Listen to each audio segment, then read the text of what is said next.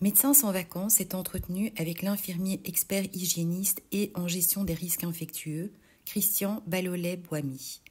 L'entretien a eu lieu pour Christian au départ de Bukavu après une nuit intense de pluie et de coupures d'électricité. Christian a réalisé plus de 120 missions pour Médecins sans vacances, aussi bien en RDC qu'au Burundi et au Rwanda. Bonjour Christian, est-ce que vous pouvez me dire quel est le rôle d'un infirmier lors d'une mission MSV? Pourquoi c'est tellement important? Pourquoi c'est essentiel qu'il y ait un infirmier lors d'une mission? Le rôle est si important parce que, comme vous le savez, les médecins ont l'art de guérir et l'infirmier a l'art de soigner. Ça signifie que l'infirmier reste vraiment autour du malade. Donc, il est autour du malade 24 sur 24 heures, il soigne. Et comme vous le savez, l'infirmier fait beaucoup de gestes sur le malade et ces gestes sont très importants pour soulager le malade, pour la confiance aussi envers le malade et pour donner les soins de base vraiment dont le malade a besoin.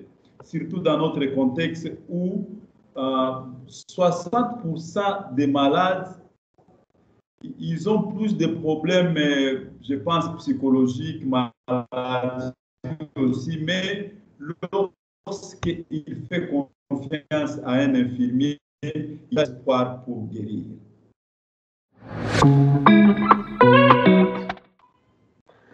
Pour faire ce métier d'infirmier, quelles sont les qualités ou les valeurs qu'il faut avoir?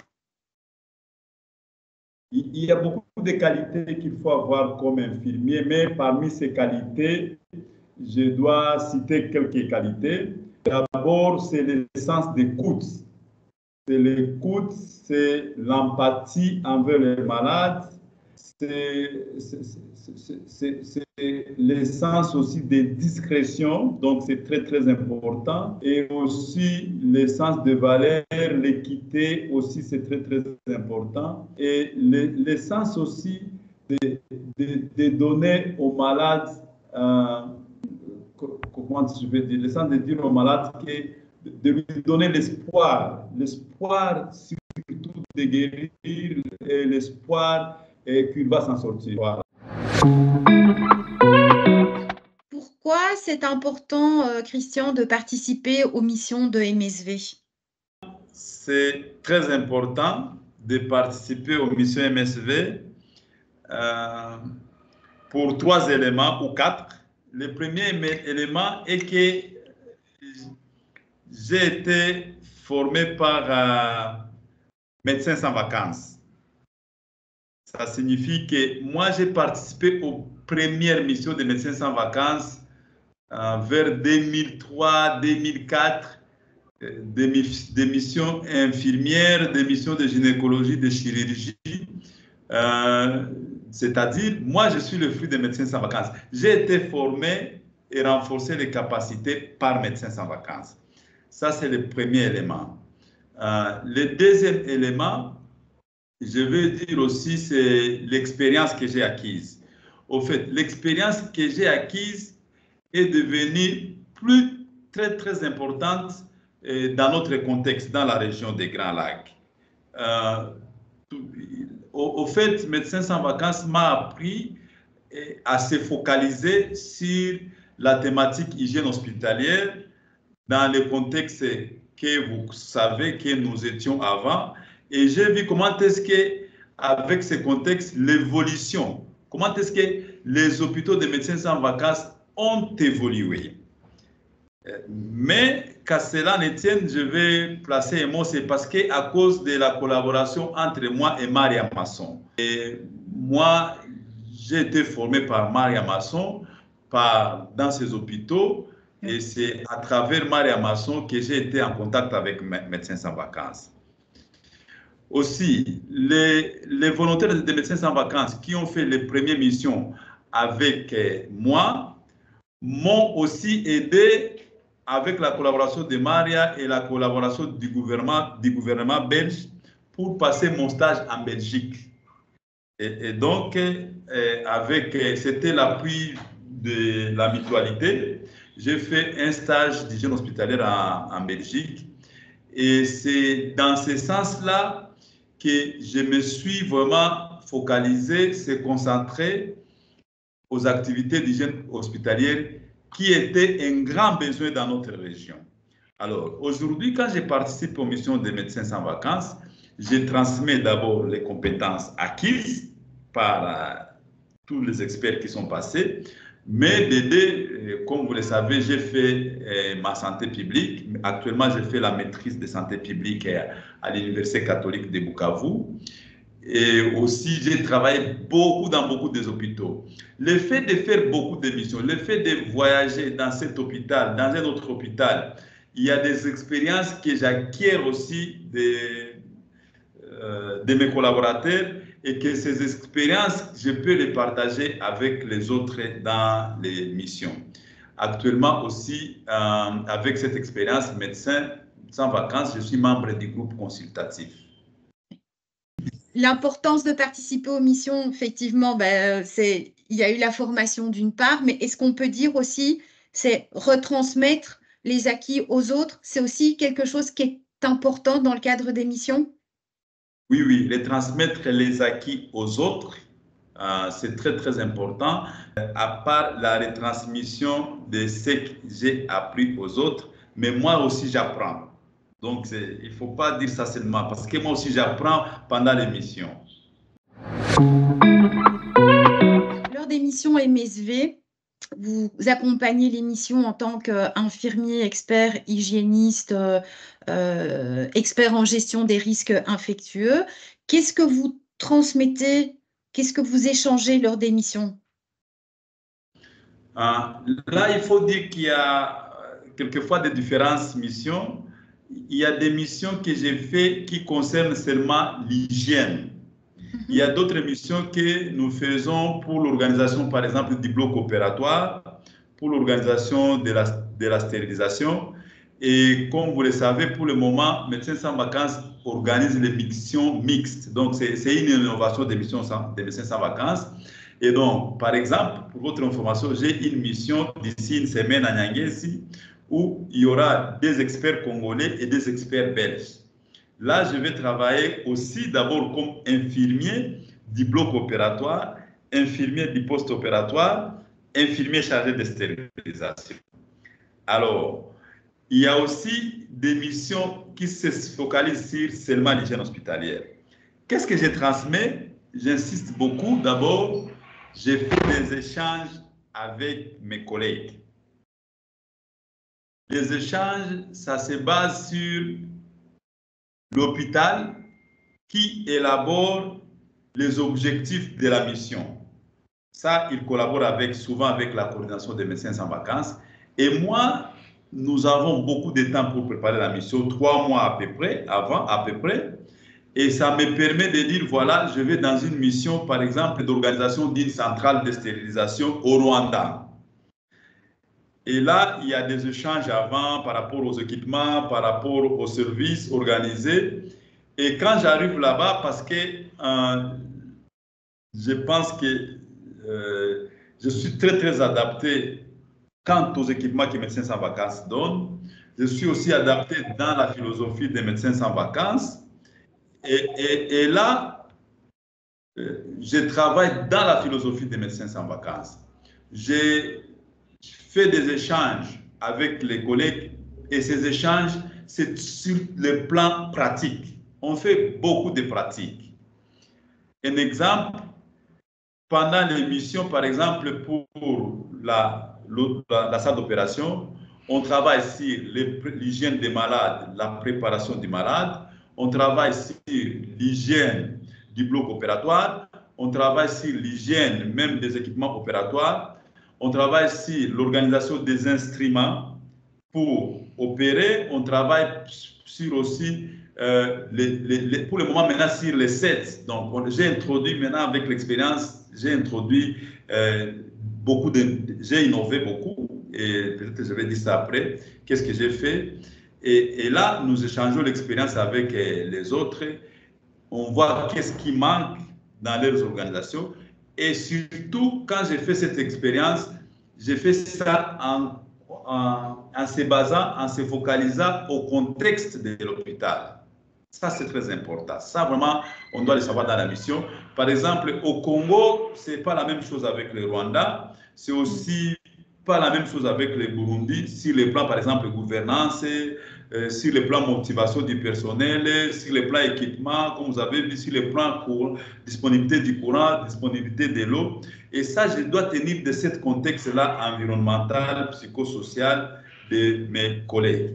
Alors, je donne des cours théoriques sur des thématiques bien précises. Nettoyage des locaux, vous le savez, c'est parmi les 5 piliers d'hygiène pour l'OMS, nettoyage des locaux, lavage des mains,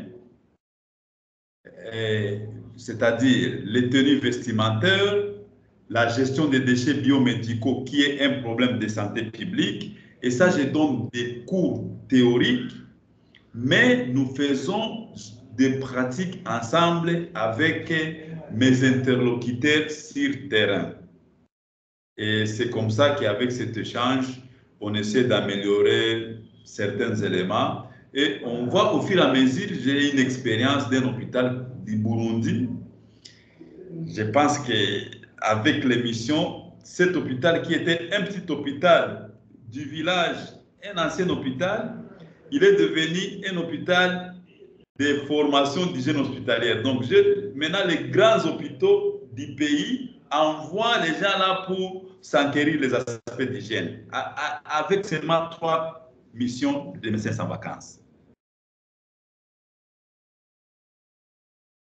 Quand vous êtes en mission, comme ça, donc en immersion dans un hôpital, qu'est-ce que vous apprenez ou qu'est-ce que vos collègues vous transmettent? Pas spécialement des gestes, mais qu'est-ce que vous apprenez de eux? Qu'est-ce que vous en retirez? J'apprends la collaboration. J'apprends la collaboration de mes collègues. Mes collègues, vraiment, franchement, je vais vous dire, mes collègues collaborent beaucoup. Et j'apprends aussi de mes collègues leur expérience qu'ils ont de la part de ce qu'ils ont appris et de la part de ce qu'ils font d'une manière quotidienne ou de ce qu'ils font journalièrement, de ce qu'ils font chaque jour. J'apprends beaucoup d'expériences de eux par rapport à quelques techniques aussi, par rapport à quelques protocoles. Comme je vous ai dit, les hôpitaux sont un peu différents. Par rapport aussi aux organisations des services, je rencontre qu'il y a des hôpitaux ou des collègues qui organisent, qui ont vraiment beaucoup de compétences dans les organisations de leurs services, que ce soit les circuits propres aux circuits sales. J'apprends des choses comme ça. J'apprends quelques techniques avec mes collègues, mais que j'essaie d'adapter avec les contextes, comme je vous ai dit. Après avoir fait autant de missions, qu'est-ce que vous constatez comme résultat ou comme impact sur le terrain? Est-ce que vous voyez qu'il y a des améliorations? Est-ce que les staffs, les personnels soignants se développent de plus en plus? Est-ce que vous voyez qu'il y a quelque chose de positif? Est-ce qu'on peut dire la mayonnaise prend et que ça avance? Est-ce que vous voyez une différence? Oui, je pense qu'il y a des résultats. Vous savez, avant, dans les hôpitaux, partout où je suis passé, le contexte est qu'on ne savait pas d'hygiène. L'hygiène, je pense que c'est venu des MSV vraiment dans la région. Donc, ce n'était pas un problème. Les gens ont entendu parler de ça, mais ça n'existait pas. Donc, on mélangeait des déchets ensemble. Il n'y avait pas de politique de tenue vestimentaire. Je connais un hôpital où on ne torchonnait pas. Il n'y avait pas de nettoyage des locaux. Je connais un hôpital du Burundi où quand on torchonnait seulement les couloirs. On ne pouvait pas torchonner en dessous des lits. Et Je connais aussi des hôpitaux qui ne stérilisaient pas, qui seulement chauffaient le matériel et opéraient avec beaucoup de désinfection. Même chose à la maternité, on mélangeait et les placentas avec les déchets, les gants, vous avez des photos de première mission. Il n'y avait pas aujourd'hui dans chaque hôpital qui est accompagné par MSV, je pense que 80 ou 70% de ces hôpitaux ont un infirmier référent en hygiène. Ce n'est pas un infirmier formé comme en Belgique, mais un infirmier qui peut parler des sujets hygiène à l'hôpital. Un infirmier qui peut participer au comité d'hygiène. Un infirmier qui peut faire l'observation dans les services par rapport aux règles d'hygiène, observation, gestion des déchets, observation, nettoyage, ainsi de suite.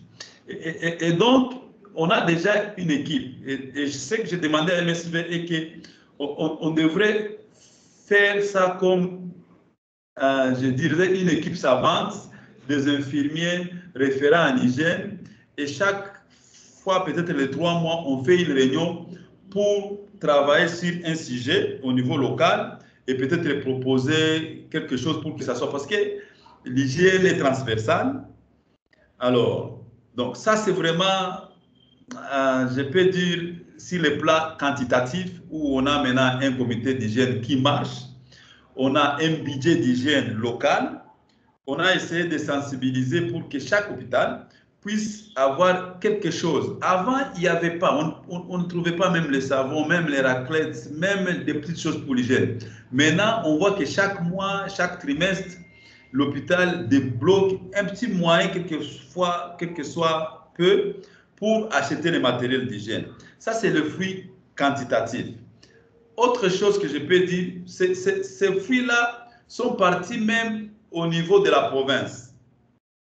Le fait qu'il y a eu une amélioration dans les hôpitaux médecins sans vacances, la province, par exemple à Bukavu, aujourd'hui, c'est les hôpitaux médecins sans vacances qui sont référents où on peut aller amener un visiteur, un partenaire pour aller voir comment est-ce que l'hygiène hospitalière est organisée.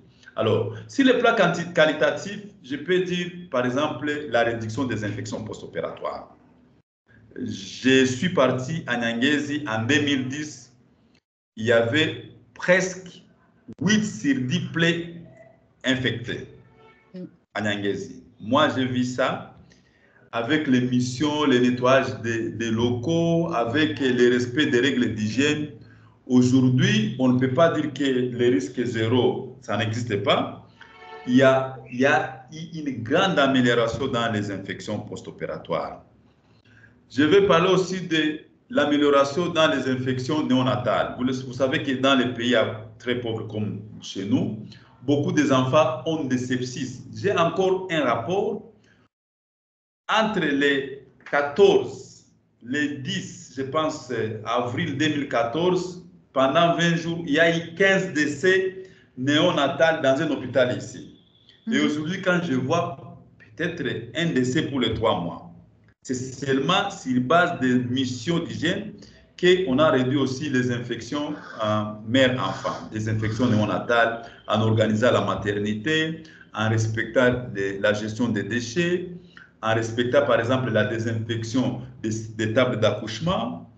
Je viens d'innover, j'ai mis en place, je vais dire ça après, des innovations sur la centrale de la stérilisation. Peut-être ça sera après. Et donc, il y a une bonne évolution. Au Burundi, c'est la même chose. Il y a une très bonne évolution. Je connais un hôpital, je donne le nom, c'est un petit hôpital de Buhiga, créé en 1900, je pense, 30. Cet hôpital a réussi 3 missions et aujourd'hui, cet hôpital est référent en hygiène pour un hôpital régional. Un hôpital régional vient suivre les formations à Buhiga, vient voir comment est-ce qu'on fait la stérilisation, comment est-ce qu'on organise le nettoyage, sur base de seulement 3 ou 4 missions que nous avons fait là-bas. Voilà un peu ce que je peux dire comme résultat. de toutes ces missions que vous avez faites, on en compte plus de 120 à votre actif.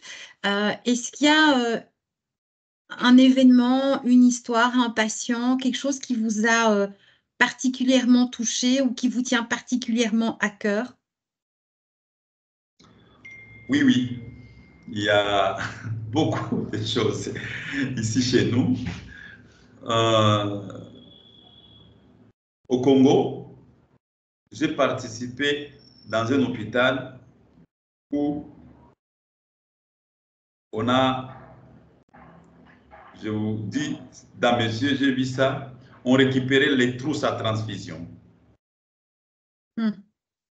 Et, et c'est un événement malheureux que tu pars dans un hôpital et tu vois qu'on trempe une trousse à transfusion pour la transfusion d'une autre personne.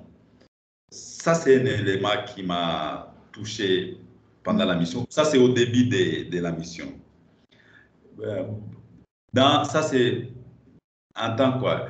Les autres événements, j'ai vu beaucoup des enfants, beaucoup de malades qui avaient des problèmes d'injectites par rapport des nécroses même de la main parce qu'on a injecté mal les produits, parce qu'on ne sait pas laver les mains. Ça, ce sont vraiment des événements malheureux. Je vis des hôpitaux où, après un accouchement, avec tous les sang qui restent sur la table d'accouchement, l'autre femme montait sur le même lit d'accouchement pour accoucher. Pour moi, ça, c'est trop malheureux. Et enfin, comme je vous ai dit, nous avons vu au début de la mission où les déchets étaient mélangés et mis dans la toilette.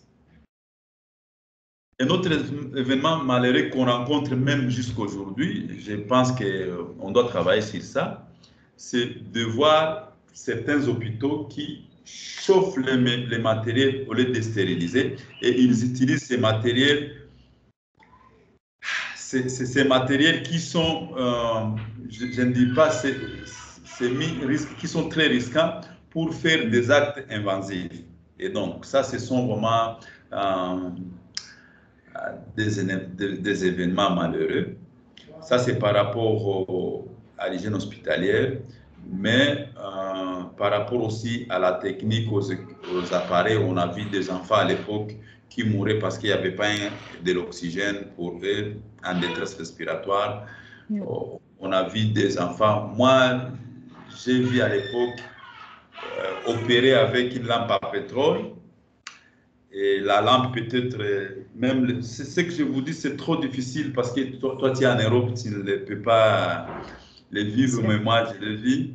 Opérer avec une lampe à pétrole parce qu'il n'y a pas de courant, ou bien avec le téléphone, la lumière du téléphone. Et je pense que Médecins sans vacances a travaillé sur tous ces aspects-là, que ce soit ces aspects horizontaux pour les soins médicaux. Voilà. Ce sont des événements très, très malheureux, effectivement, mais c'est un contexte qui est réel. Et il faut dire les choses comme elles sont. Donc, merci pour ce partage. À contrario, peut-être un événement heureux parmi ces 120 missions? Beaucoup. Beaucoup à chaque mission, je pense que mes collègues sont en fait, ils sont très contents, ils ont la joie de faire la mission avec moi. Je vais donner, tu sais, le Rwanda, c'est un pays qui est modèle dans la gouvernance, n'est-ce pas? Et moi, je fais une mission à l'hôpital de Nyanza, à Gatagara, où on fait les interventions orthopédiques. Et lors de la mission, j'ai rencontré qu'il y avait quelques infections post-opératoires. Et pendant la mission, pour moi, un événement heureux, j'ai désinfecté la salle d'opération, j'ai mis en place les kits d'opération pour chaque intervention et tout le monde, c'était la fête. C'était la fête de voir pendant cette semaine qu'il n'y a eu aucune infection post-opératoire. Et c'était très heureux. Et tous les collègues disaient, quand est-ce que tu vas revenir? Il faut revenir encore. Pour moi, c'est vraiment très heureux. Je viens d'une mission à Gitega, c'est un hôpital régional au Burundi, où j'ai rencontré que mes amis, il y avait une centrale de stérilisation que Médecins Sans Vacances a mis en place. Le fait de travailler avec eux, ils ne voulaient plus même que je puisse partir. Parce que j'ai organisé le service. C'était vraiment pour moi une très bonne chose. Même jusqu'à aller à travailler dans la néonatologie pour nettoyer les couveuses. Ils n'ont pas vu ça. Voilà. Il y a beaucoup d'éléments par rapport à l'hygiène hospitalière. Il y a quelqu'un qui n'a jamais vu qu'on a fait une désinfection des locaux. Depuis qu'il existe, il te dit, c'est la première fois que je vois qu'on a nettoyé les murs. C'est la première fois que je vois qu'on a lavé les lits des malades. C'est la première fois que je vois qu'on a désinfecté les matelas. Et pour moi, c'est un événement vraiment heureux quand, par exemple, on fait un programme de désinfection, de nettoyage et que je sensibilise par ces actes-là, je sensibilise mes collègues à les faire. Et après, quand je rentre, je vois qu'ils le font, c'est vrai, timidement, mais ils le font quand même. Le 12 mai prochain, c'est la journée mondiale des infirmiers et des infirmières. C'est votre métier. Et je voudrais savoir qu'est-ce que vous souhaitez à tous vos collègues infirmiers et infirmières pour cette journée. Le souhait, c'est une très bonne fête. Une très bonne fête pour ces beaux métiers, pour ces métiers nobles, pour cette vocation infirmière. Parce que être infirmière, d'abord, c'est avoir une vocation. C'est pas voir ce qui va venir, mais c'est voir un malade qui vient agoniser, qui a beaucoup de douleurs, que tu prends en charge, que tu soulages et qui part à la maison. Alors pour moi, je peux demander aux infirmiers de travailler dur, d'améliorer les actes vraiment infirmiers, quelles que soient les conditions, parce que l'expérience que j'ai est que dans notre région, les infirmiers bien rémunérés, ils ne sont pas motivés. Et moi, je pense que la première motivation qu'on peut avoir, c'est quand le malade est soulagé, quand le malade est guéri et quand le malade rentre à la maison. Je vais peut-être souhaiter aux infirmiers une approche de visiter, de rendre visite les malades après l'hôpital. Ils ont toujours besoin d'un infirmier à côté pour des conseils, pour tout ce qui est prise en charge psychologique globale, c'est très, très important. Voilà.